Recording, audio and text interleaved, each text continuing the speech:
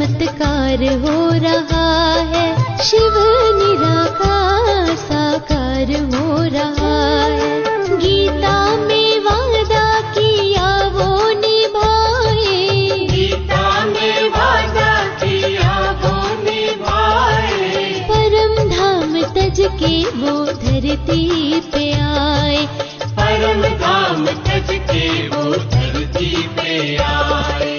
दर्शन भक्तों को वो अपने दे रहा है, शिव निराकार साकार हो रहा है।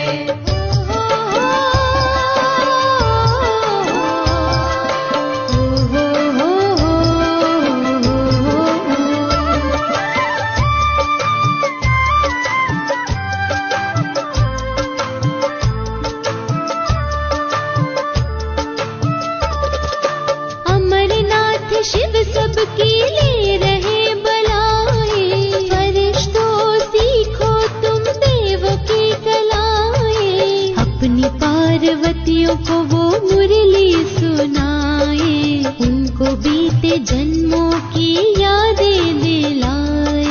लाखों को उनका दीदार हो रहा है, लाखों को उनका दीदार हो रहा है। शिव निराकार साकार हो रहा है, शिव निराकार साकार हो रहा है।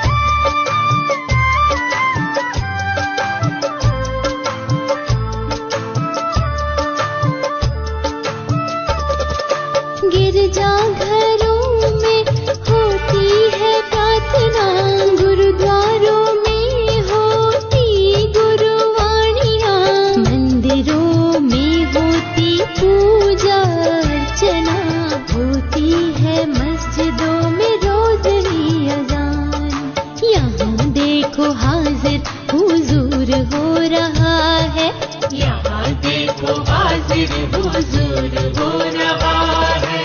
शिव निराकार साकार हो रहा है, शिव निराकार साकार हो रहा है। शिव निराकार साकार हो रहा है। शिव निराकार साकार हो रहा है। शिव निराकार साकार हो रहा है। शिव निराकार साकार हो रहा है। शिव निराकार साकार हो रहा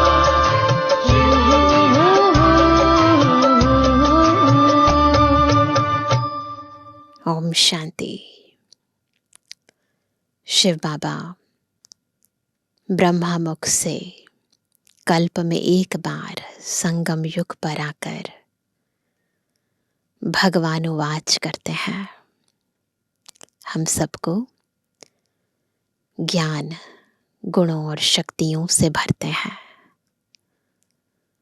जितना ज्ञान की इस तलवार में परमात्मा याद का अद्भुत जौहर भरता जाता है, उतना ये ज्ञान आत्माओं को तीर की तरह लगता है और आत्मा के अंतर सोई हुई चेतनता को जागृत कर देता है। सुषुप्त शक्तियों को, सुषुप्त गुणों को, उस दिव्यता को इमर्ज कर देता है, एक नव जीवन दे देता है।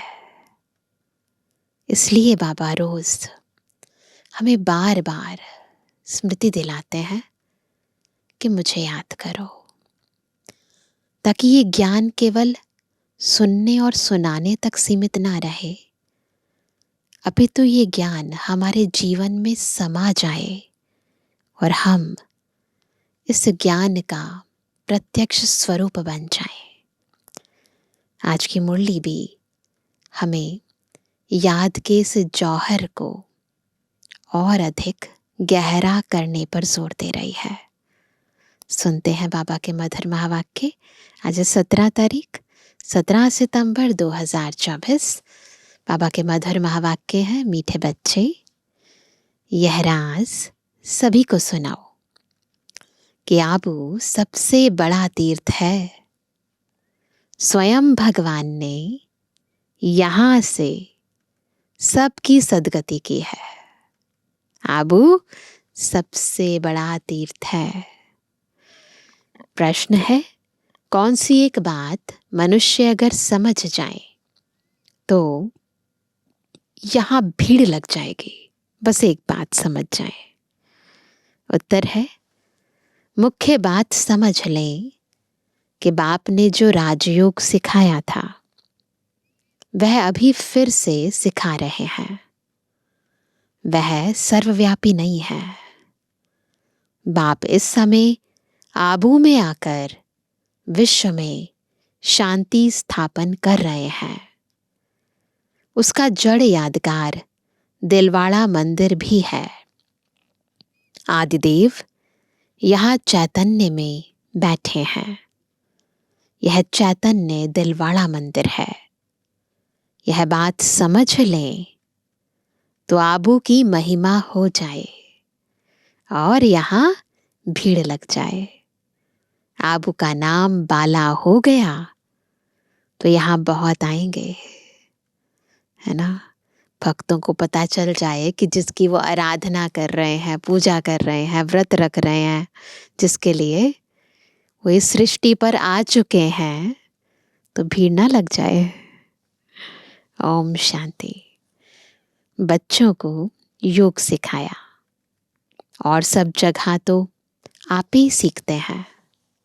सिखलाने वाला बाप नहीं होता, एक दो को आप ही सिखलाते हैं। यहाँ तो बाप बैठ सिखलाते हैं किसको? बच्चों को। रात दिन का फर्क है। वहाँ तो बहुत मित्र संबंधी आदि याद आते रहते हैं, इतना याद नहीं कर सकते हैं, इसलिए देही अभिमानी बहुत मुश्किल बनते हैं। यहाँ तो देही अभिमानी तुमको बहुत जल्दी बनना चाहिए, परंतु बहुत हैं जिनको कुछ भी पता नहीं है। शिव बाबा हमारी सर्विस कर रहे हैं। हमको कहते हैं अपने को आत्मा समझ बाप को याद करो। जो बाप इसमें विराजमान है, यहाँ विराजमान है, उनको याद करना पड़ता है। बहुत बच्चे हैं जिनको यह निश्चय ही नहीं है कि शिव बाबा ब्रह्मा तन द्वारा हमको सिखा रहे हैं। जैसे और लोग कहते हैं हम कैसे निश्चय करें, ऐसे यहाँ भी है। अगर पूरा निश्चय होता, ध्यान से सुनेंगे, निश्चय बुद्धि की निशानी क्या है। अगर पूरा निश्चय होता तो बहुत प्यार से बाप को याद करते करते अपने में बल भरते, बहुत सर्विस करते, क्योंकि सारे विश्व को पावन बनाना है ना। अगर निश्चय हो तो याद करते, सेवा करते। तो बाबा कहते हैं योग में भी कमी है तो ज्ञान में भी कमी है। सुनते तो हैं परंतु धारणा नहीं होती है। चेक करेंगे अपने आप को, कैसे हैं हम। धारणा अगर हो तो फिर औरों को भी धारणा करावें। बाबा ने समझाया था, वे लोग कॉन्फ्रेंस आदि करते रहते हैं, विश्व में शांति चाहते हैं, परंतु विश्व में शांति कब थी? कब थी विश्व में शांति? किस प्रकार हुई थी? वह कुछ भी नहीं जानते। किस प्रकार की शांति थी? वही चाहिए ना, वही जो हमारी ओरिजिनल शांति थी, स्वर्ग में जो शांति थी वही शांति चाहिए। यह तो तुम बच्चे ही जानते हो कि विश्व में सुख शांति की स्थापना अब हो रही है। पहले हमारे भीतर हो रही है, फिर हमारे भीतर से संकल्पों के द्वारा, वाणी के द्वारा, कर्मों के द्वारा बाहर हो रही है। तो बाबा कह रहे अब हो रही है। बाप आया हुआ है। कैसे? यह दिलवाड़ा मंदिर है ना, हमारा यादगार मंदिर। आदिदेव भी है और ऊपर में विश्व में शांति का नजारा भी है। स्वर्ग के सीन, कहाँ भी कॉन्फ्रेंस आदि में तुमको बुलाते हैं तो तुम पूछो विश्व में शांति किस प्रकार की चाहिए। इन लक्ष्मी नारायण के राज्य में विश्व में शांति थी। यह तो दिलवाड़ा मंदिर में पूरा यादगार है। विश्व में शांति का सैंपल तो चाहिए ना। लक्ष्मी नारायण के चित्र से भी समझते नहीं है, ये सैंपल है ना कि ऐसी दुनिया थी जहां सभी लोग पवित्र थे, सुखी थे, शांत थे, है ना। पत्थर बुद्धि है ना, सैंपल देखते हैं, पूजा करते हैं, समझते नहीं हैं। तो उन्हों को बताना चाहिए कि हम बता सकते हैं विश्व में शांति का सैंपल एक तो यह लक्ष्मी नारायण है, और फिर इन्हों की राजधानी भी देखना चाहते हो तो वह भी दिलवाड़ा मंदिर में चलकर देखो। मॉडल ही दिखाया जाएगा ना। उसमें 108 जो मूर्तियां रखी हैं, तो वह कहते हैं कि वो देखो, वह चलकर आबू में देखो। मंदिर बनाने वाले खुद नहीं जानते हैं, जिन्होंने ही बैठ यह यादगार बनाया है, जिसका दिलवाड़ा मंदिर नाम रख दिया है। आदिदेव को भी बिठाया है, ऊपर में स्वर्ग भी दिखाया है। जैसे वह जड़ है, वैसे तुम हो चैतन्य। इनको चैतन्य दिलवाड़ा नाम रख सकते हैं, परंतु पता नहीं कितनी भीड़ हो जाए, मनुष्य ही मूझ जाए। यह फिर क्या है? समझाने की बड़ी मेहनत लगती है, बहुत बच्चे भी नहीं समझते हैं। भल दर पर पास में बैठे हैं, समझते कुछ भी नहीं। प्रदर्शनी में अनेक प्रकार के मनुष्य जाते हैं। ढेर मठ पंथ है, वैष्णव धर्म वाले भी हैं। वैष्णव धर्म का अर्थ ही नहीं समझते हैं ना। वैष्णव धर्म क्या है सच्चे वैष्णव की निशानी नहीं समझते हैं। श्री कृष्ण की बादशाही कहाँ है जानते ही नहीं। श्री कृष्ण की राजाई को भी स्वर्ग, बैकुंठ कहा जाता है। बाबा ने कहा था, जहां बुलावा हो वहां जाकर तुम समझाओ। आज का मुख्य टॉपिक क्या है? विश्व में शांति कब थी। यह आबू सबसे ऊंचते ऊंच तीर्थ है। क्यों तीर्थ है? क्योंकि यहाँ बाप विश्व की सदगति कर रहे हैं। आबू पहाड़ी पर उनका सैंपल देखना हो तो चलकर, कौन सा है सैंपल? दिलवाड़ा मंदिर देखो। विश्व में शांति की स्थापना की थी, उनका सैंपल है। सुनकर बहुत खुश होंगे, जैनी लोग भी खुश होंगे, क्योंकि जैन टेम्पल है ना। तुम कहेंगे यह प्रजापिता ब्रह्मा हमारा बाप है, आदिदेव। तुम समझाते हो फिर भी समझते नहीं हैं। कहते हैं ब्रह्मा कुमारियां पता नहीं क्या कहते हैं। तो अब तुम बच्चों को आबू की बहुत ऊंची महिमा करके समझाना चाहिए। आबू है बड़े ते बड़ा तीर्थ। बॉम्बे में भी समझा सकते हो। आबू पहाड़ बड़े ते बड़ा तीर्थ है। क्यों क्यों तीर्थ है? क्योंकि परमपिता परमात्मा ने आबू में आकर स्वर्ग की स्थापना की है। कैसे स्वर्ग की रचना रची है? वह स्वर्ग का और आदिदेव का मॉडल सब आबू में है। जहाँ मॉडल बनाया है वहीं तो है ना, चैतन्य में होंगे ना। तो बाबा कहते देखो यादगार भी यहाँ है और आप भी यहाँ हो, दूसरों को बता सकते हो। जिसको कोई भी मनुष्य समझते नहीं, हम अब जानते हैं। तुम नहीं जानते हो, इसलिए हम तुमको समझाते हैं।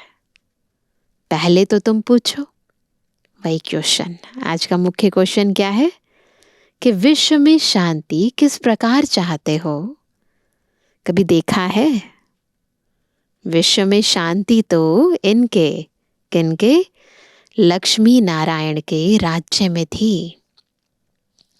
एक ही आदि सनातन देवी देवता धर्म था।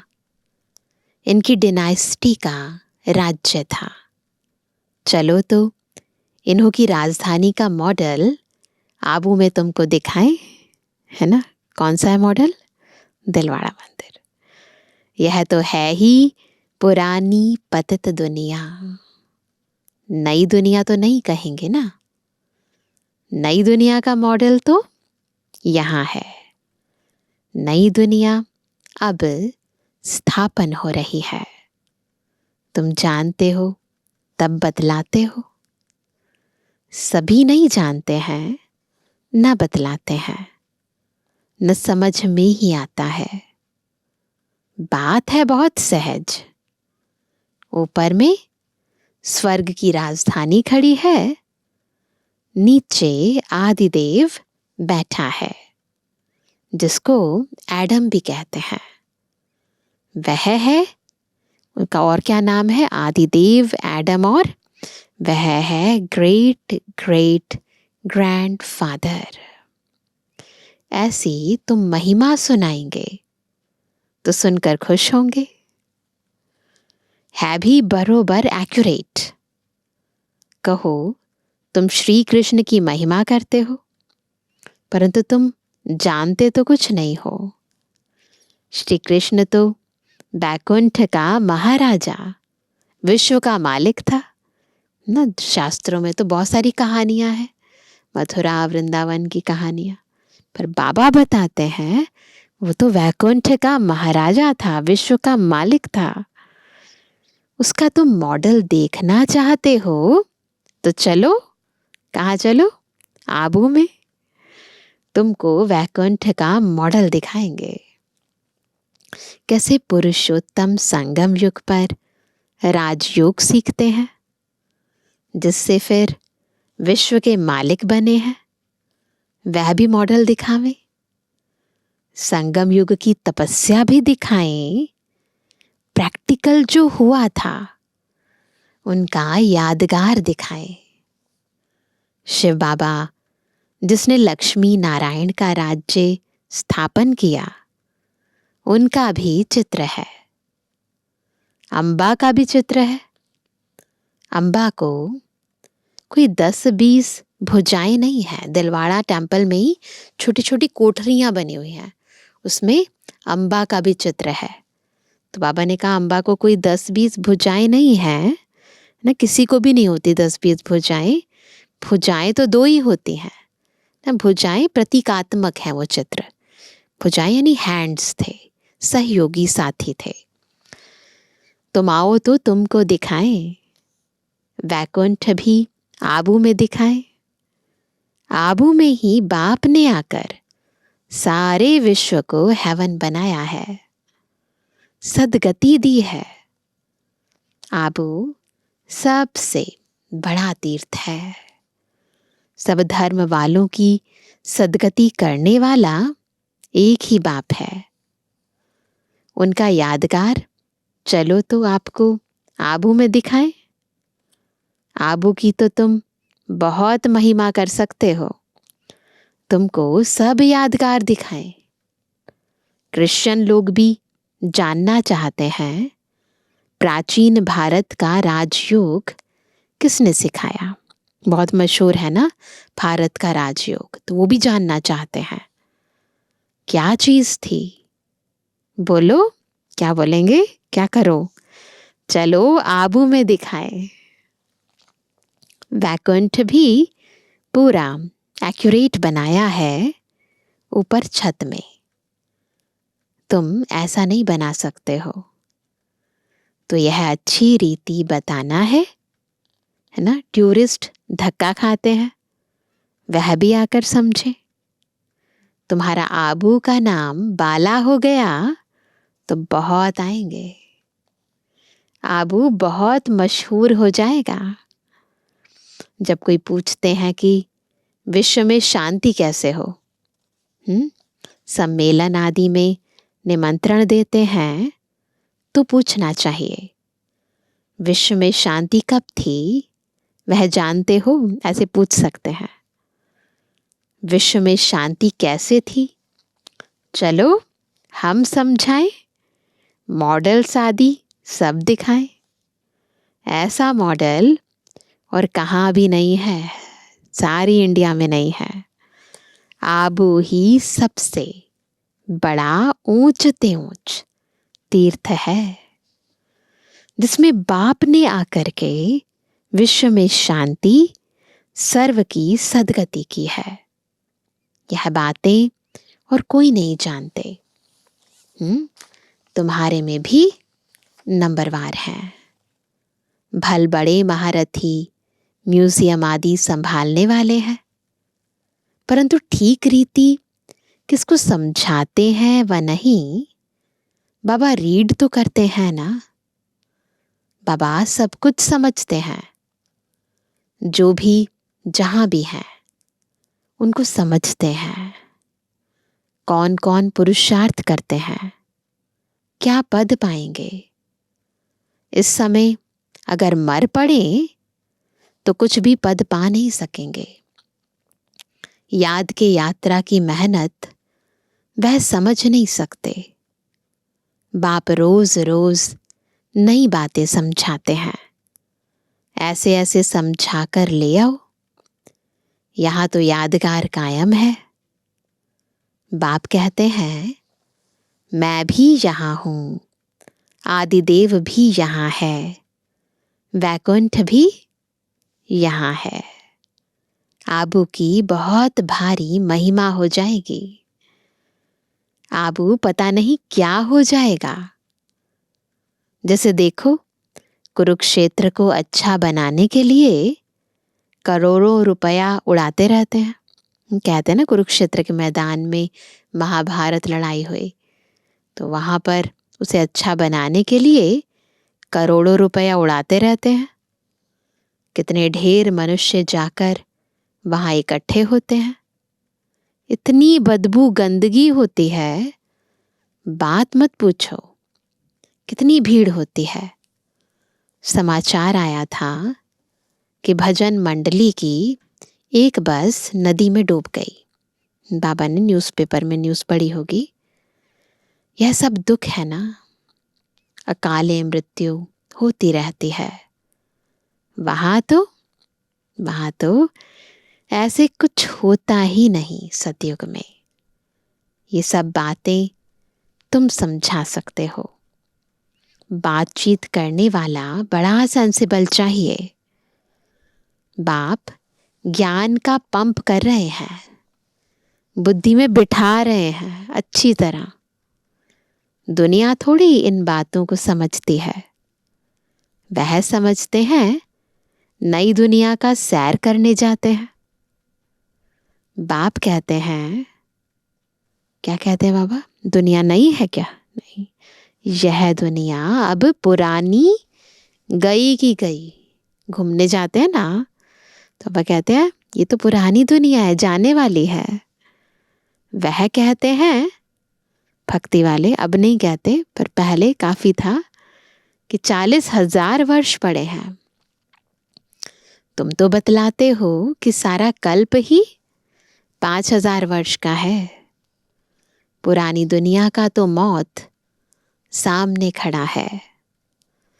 इसको कहा जाता है घोर अंधियारा।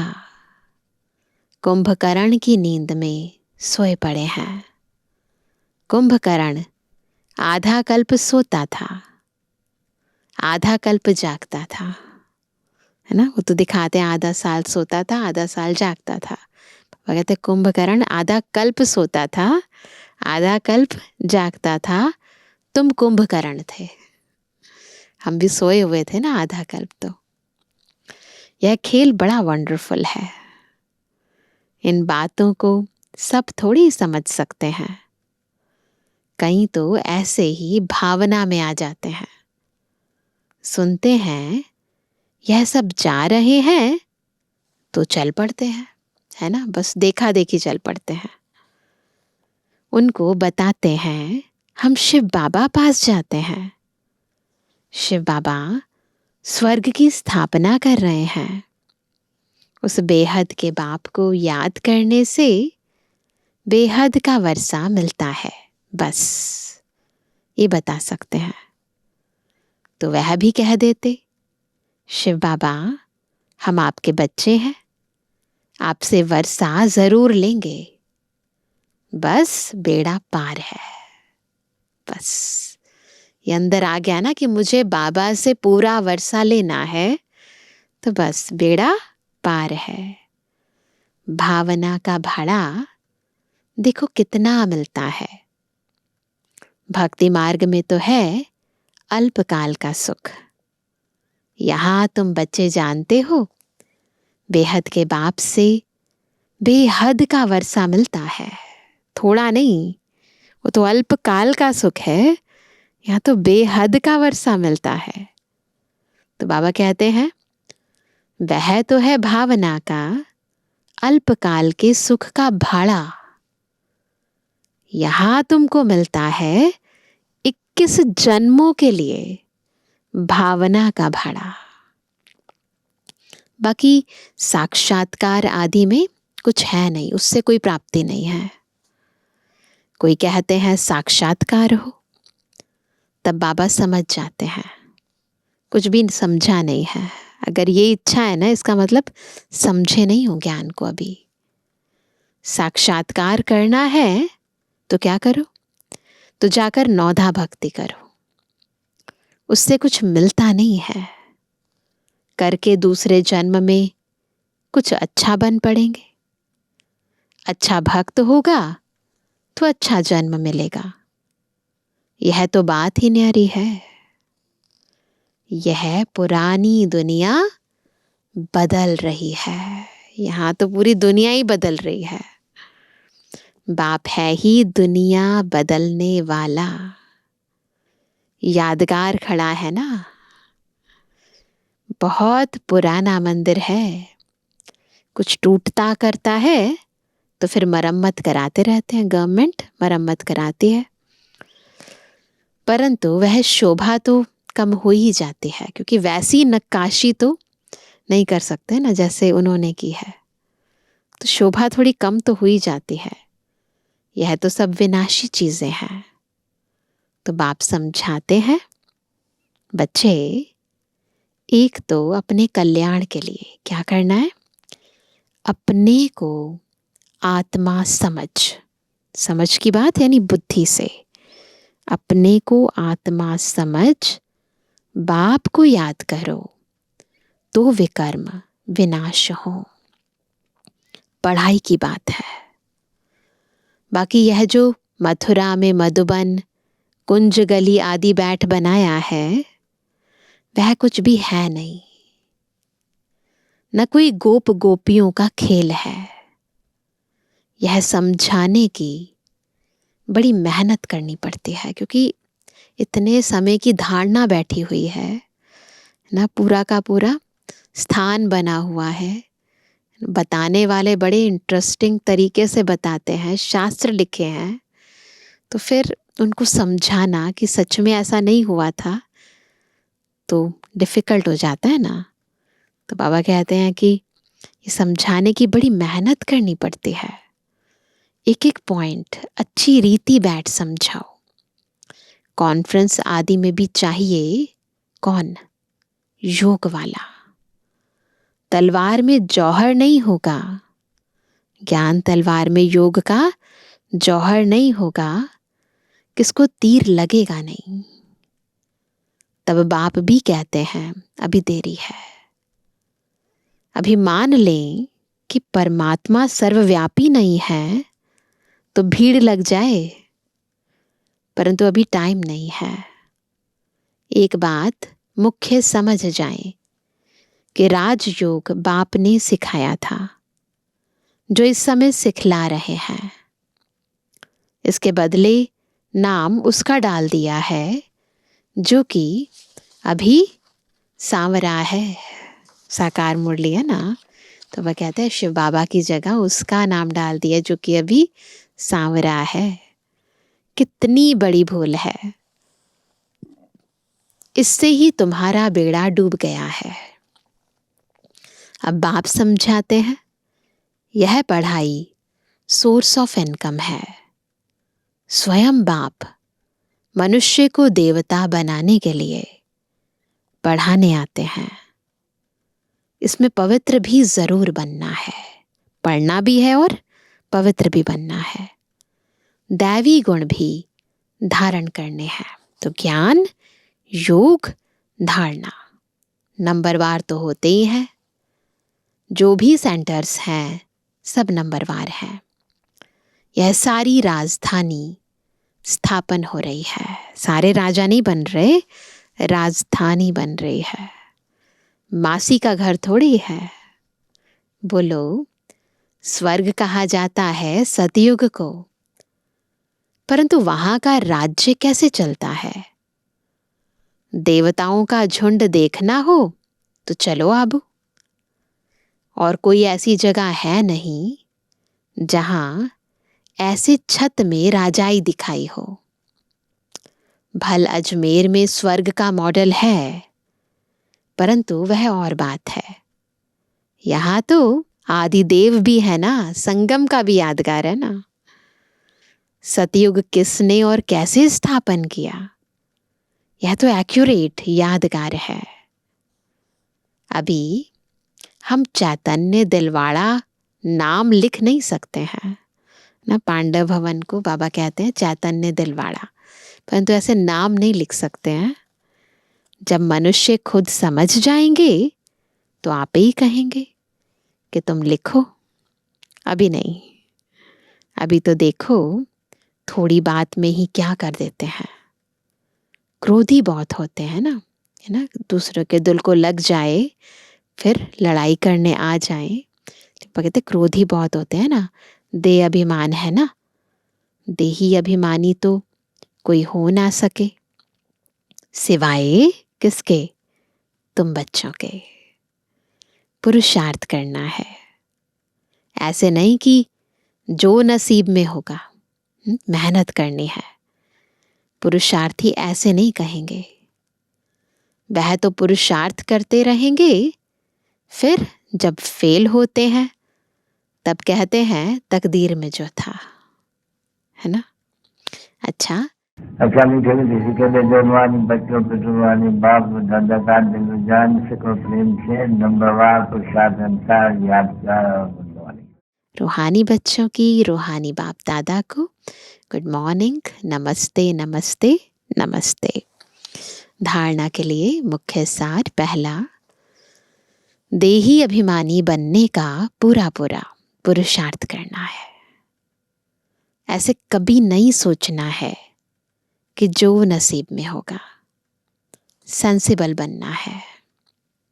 दूसरा, ज्ञान सुनकर उसे स्वरूप मिलाना है। याद का जौहर धारण कर फिर सेवा करनी है। सबको आबू महान तीर्थ की महिमा सुनानी है। आज का वरदान है, एक बाबा शब्द की स्मृति से याद और सेवा में रहने वाले सच्चे योगी, सच्चे सेवाधारी भव। कौन है सच्चे योगी, कौन है सच्चे सेवाधारी? जो एक बाबा शब्द की स्मृति से याद और सेवा में रहते हैं। आप बच्चे मुख से व मन से बार बार बाबा शब्द कहते हो। बच्चे हो तो बाबा शब्द याद आना या सोचना ही योग है। बाबा कहते हैं, बाबा ने ऐसे कहा, तो ये बस सोचना ही योग है। और मुख से बार बार कहना कि बाबा ऐसे कहते हैं, बाबा ने ये कहा, यही सेवा है ना। सोचना योग है, कहना सेवा है। लेकिन इस बाबा शब्द को कोई दिल से कहने वाले हैं और कोई नॉलेज के दिमाग से। जो दिल से कहते हैं उन्हें दिल में सदा प्रत्यक्ष प्राप्ति, खुशी और शक्ति मिलती है। दिमाग वालों को बोलने समय खुशी होती, सदा काल की नहीं। इसीलिए दिल से कहो क्या? बाबा। स्लोगन है, परमात्मा रूपी क्षमा पर फिदा होने वाले ही सच्चे परवाने हैं। क्षमा कौन है? बाबा। तो बाबा पर पूरा कुर्बान होने वाले सच्चे परवाने हैं। आज का व्यक्त इशारा, एक श्रेष्ठ कर्म करने का, एक श्रेष्ठ कर्म करने का 100 गुणा संपन्न फल आपके सामने आएगा। लेकिन आप अल्पकाल के इच्छा मात्रम अविद्या बनो। इच्छा अच्छा कर्म समाप्त कर देती है। इच्छा स्वच्छता को खत्म कर देती है और स्वच्छता के बजाय सोचता बना देती है। इसलिए इस विद्या की अविद्या हो, है ना।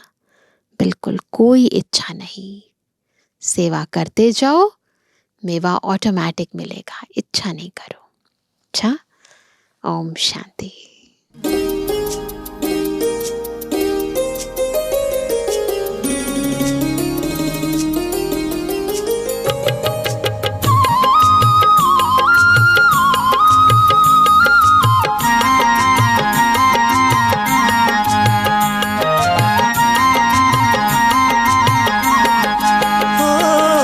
मधुबन में आए भगवान, मधुबन में आए भगवान। दर्शन कर लो चारों धाम, दर्शन कर लो चारों धाम। मधुबन में आए भगवान, मधुबन में आए भगवान। दर्शन कर लो चारों धाम, दर्शन कर लो चारों धाम। मधुबन है तीर्थ महान, मधुबन है तीर्थ महान। दर्शन कर लो चारों धाम, दर्शन कर लो चारों धाम। मधुबन में, हाँ मधुबन में।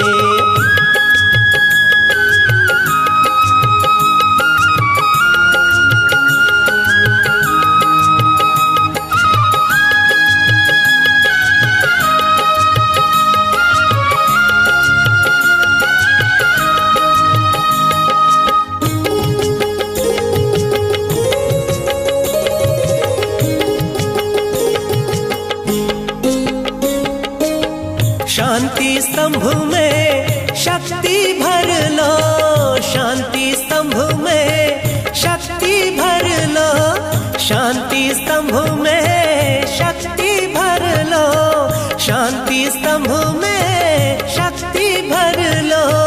कुटिया में रूह रिहान कर लो, कुटिया में रूह रिहान कर लो। आए हैं करने कल्याण,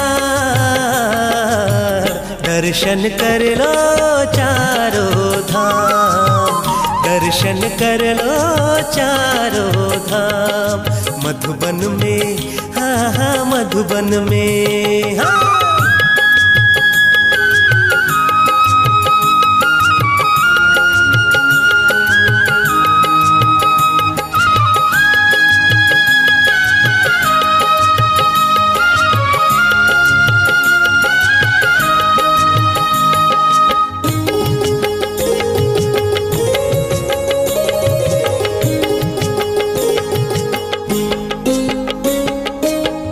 हिस्ट्री हाल में व्यर्थ मिटा लो, हिस्ट्री हाल में व्यर्थ मिटा लो, हिस्ट्री हाल में व्यर्थ मिटा लो, हिस्ट्री हाल में व्यर्थ मिटा लो। कमरे में आकर योग लगा लो, कमरे में आकर योग लगा लो। बनना हो बाप समान,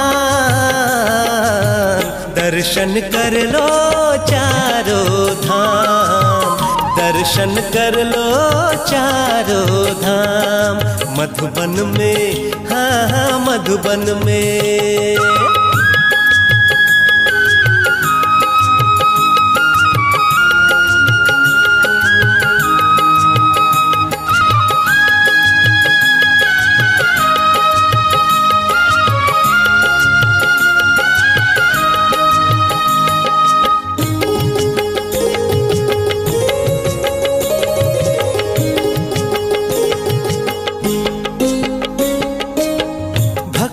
फल देने को आए, भक्ति का फल देने को आए, भक्ति का फल देने को आए, भक्ति का फल देने को आए। भटकन से हमें छुड़ाने आए, भटकन से हमें छुड़ाने आए। मधुबन में ही सारा जहान, दर्शन कर लो चारों धाम, दर्शन कर लो चारों धाम। मधुबन में हाँ हाँ मधुबन में।